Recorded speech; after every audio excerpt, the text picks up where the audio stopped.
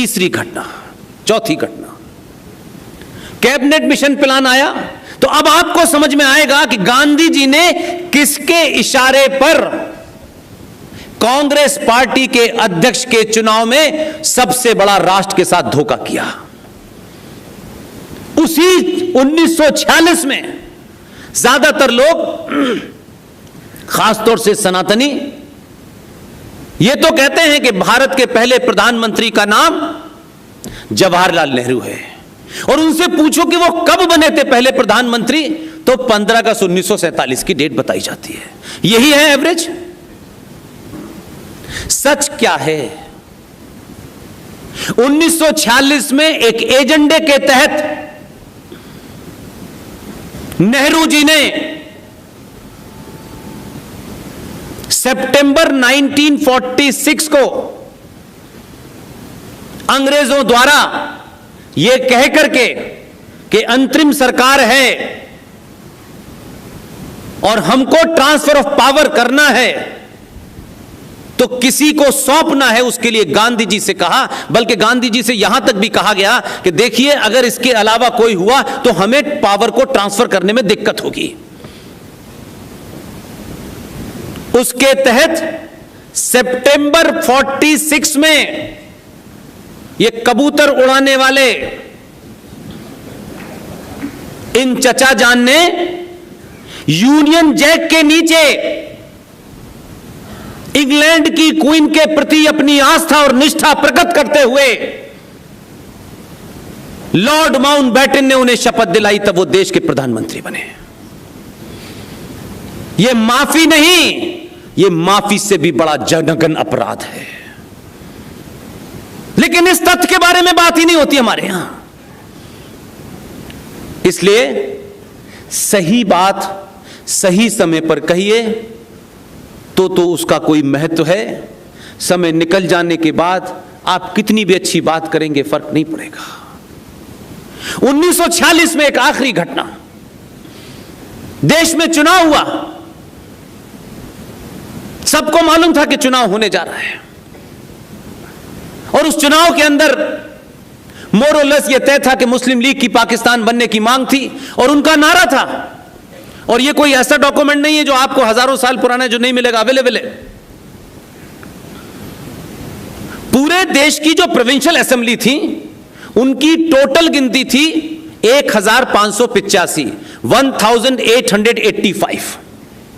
पूरे देश की जो प्रोविंशियल असेंबली की सीटें थी, उन 1585 में से 492 सीटें मुसलमानों के लिए रिजर्व थी। चुनाव हुआ, चुनाव का नारा था मर मर के लेंगे पाकिस्तान, हर कीमत पे लेंगे पाकिस्तान।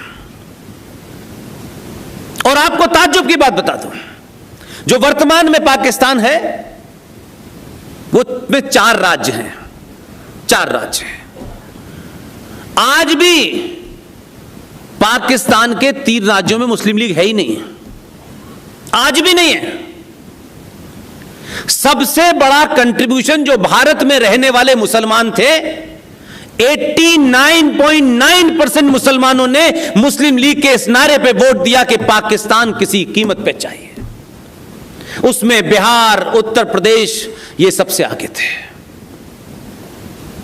चुनाव का रिजल्ट आया, मुस्लिम लीग ने रिजर्व कॉन्स्टिट्यूंसी जो थी मुसलमानों की थी 492, उसमें से 429 सीटें जीती। और कमाल का ये डिवीजन हुआ है हमारे देश में।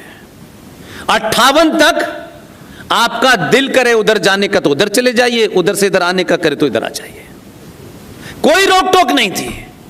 या नहीं, यहां तो यह तक हुआ है कि भारत में आप एक शरबत पीते हैं, एक ने कहा यार मुल्क तो बन गया है, तुम मुसलमान हो ही, तुम इसकी एक ब्रांच लाहौर में क्यों नहीं लगा देते। यानी ये सब कुछ 58 तक था। आप इधर भी जा सकते थे, इधर भी जा सकते थे, आप जाके आ भी सकते थे। इसी में इस्मत चुगताई का नाम सुना है आपने? एक बड़ी साहित्यकार है, उन्होंने एक नॉवेल लिखा है आग का दरिया, कभी सुना उसको, कभी पढ़ा आपने? वो भी चली गई थी। उनके ऊपर भी इस्लाम का भूत सवार हो गया था। चली गई, जब 3-4 साल वहां रही तो देखा हो इस्लाम तो बहुत पीसफुल है। तब नेहरू को चिट्ठी लिखी, नेहरू आगे का शब्द नहीं बताऊंगा, मुझे किसी तरह से भारत बुला लो। यहां से उनमें तड़पन शुरू हुई। उन्होंने कहा देखो मैं तुम्हें डायरेक्ट नहीं बुला सकता, तुम वाया लंदन आ जाओ। तो ऐसे भी लोग थे जो वहां गए और जिनकी ख्वाहिश थी, जिनको आज भी आप अपने नैरेटिव के अंदर गलत तरीके से देखते हैं। एक साहब हैं, बताया गया कि उन्होंने एक दुकान खोली थी, उसका नाम था प्रोग्रेसिव राइटर्स। राइटर होता है, प्रोग्रेसिव और कम्युनल और सेकुलर क्या होता है? उनका अपना फलसफा था। आजाद भारत की पीठ में जब छुरा भोंका जा रहा था, हजारों लोग जब उधर जा रहे थे, तो उन्होंने कहा अगली ईद पाकिस्तान में। जानते हैं कौन साहब थे ये इसलिए नहीं जानते कि आपको इसलिए बताया नहीं गया, क्योंकि पता चल जाएगा तो उनके वंशज, उस परिवार की बेटी और उस परिवार का दामाद भारत की संसद में 6-6 साल के लिए राज्यसभा से राष्ट्रपति द्वारा नामित कर दिया जाता है। उस राइटर का नाम है कैफी आजमी, जिनकी बेटी आजमी को भारत के तथाकथित वामपंथियों ने, सेकुलर जमातों ने राज्यसभा में राष्ट्रपति के कोटे से कहा कि ये राज्यसभा को सुशोभित करेंगी। फिर उनसे दिल नहीं भरा तो वो आ गए दूसरे वाले जो आजकल हड्डियों की दवा ढूंढ रहे हैं। अजीब अजीब किस्म का इस भारत के साथ मजाक हुआ है। हम बीमारी की जड़ को, अच्छा वो ऐसे थे, वो ऐसे ही थे। इसलिए आप जब बात अपने डिस्कोर्स में करते हैं तो आप कोशिश करते हैं कि हमारे आसपास भी कोई बात ऐसी न कहे। तो आपने एक नया शब्द निकाल लिया है। देखिए, भड़काऊ बात कोई मत करिएगा। ये बात है, भड़काऊ क्या है इसमें? भड़क तो आप रहे या मैं रहूं? मैं भड़काऊ बात के अलावा कुछ करता ही नहीं। मेरे जीवन की अंतिम और आखिरी इच्छा यही है कि यह देश भड़क जाए।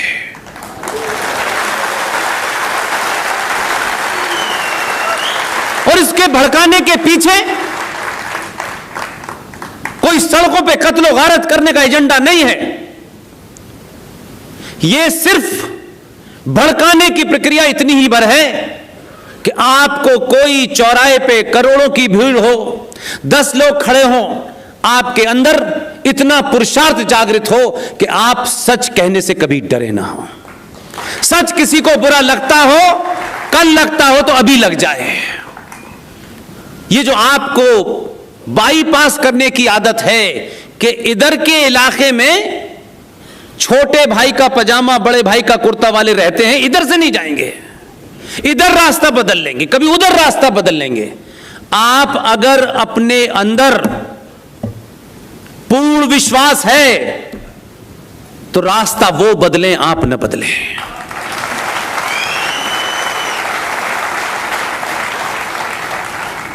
इसलिए हम जिस चौराहे पे खड़े हैं उसमें बड़े सारे हिंदू ठेकेदार जिम्मेदार हैं।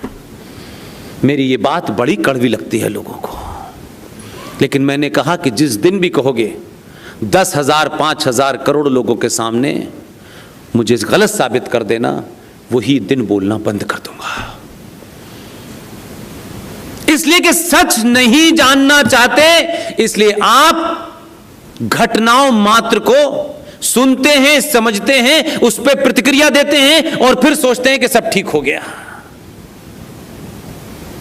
उस जड़ पे हमला नहीं करते जिस जड़ के ऊपर हमला हमारे पूर्वज आचार्य चाणक्य ने किया था। हमने इस लंबे कालखंड में अपने स्वार्थों में चाणक्य पैदा नहीं किए, चाटुकार पैदा कर दिए। आचार्य चाणक्य भी अपने घर से काम पे जा रहे थे। वो आदमी की उस फिलॉसफी को हम जानना नहीं चाहते। क्योंकि इसमें ज्यादा समय लगेगा, हमें तो जल्दी जल्दी कुछ करना है। मारुति 800 से फरारी लेनी है हमको तो 4 कमरे का मकान 8 कमरे में करना है। हमको झूठ सच बोल के बस पैसा कमा करके रहना है। यह पैसा आपको बचा नहीं सकता।